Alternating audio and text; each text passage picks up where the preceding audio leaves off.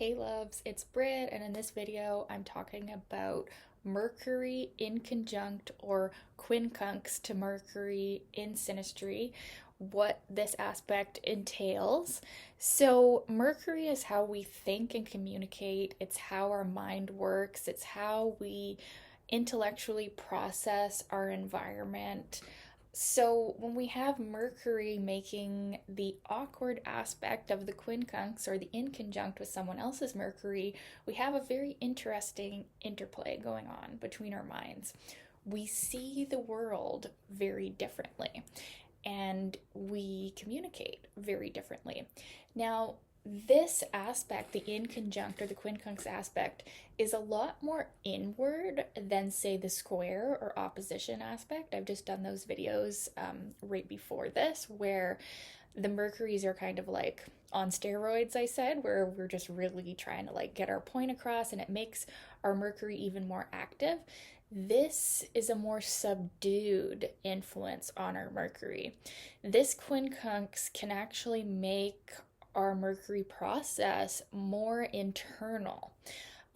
If we're, a more external Mercury, right, like a masculine sign, it can make us really question how we think. And also, it can definitely, for both people, really make us question ourselves, and it can make us more insecure on when to speak, when not to speak. There can just be a lot of questioning.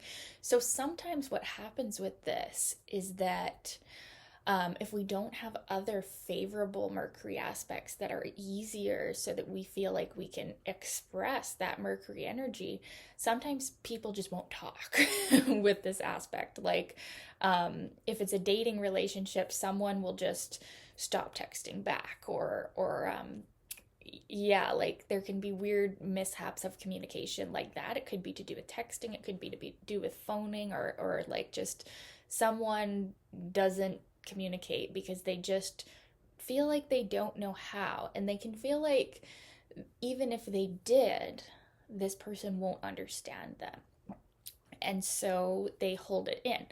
Now, that's just like an extreme example.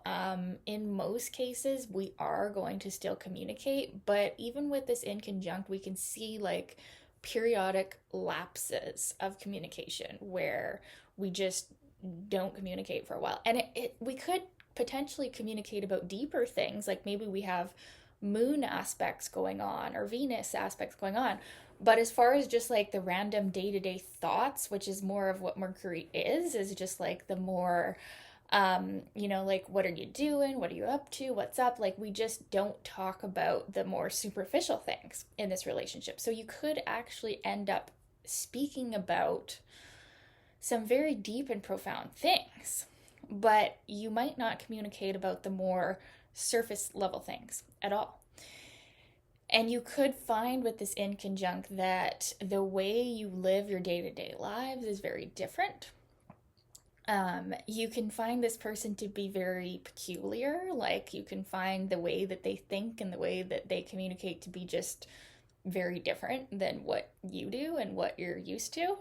And if you're a more open minded kind of person, you might actually really like this because it's very enlightening and it will cause you to go internal and really think about how you think and how you communicate. And it could cause you to have a transformation in your mind that is very valuable. So it actually is a pretty good aspect for even like a teacher-student relationship where new understandings are going to come up. Because here's the thing with the inconjunct aspect or the quincunx aspect, we actually have like nothing in common. We don't share in much, right?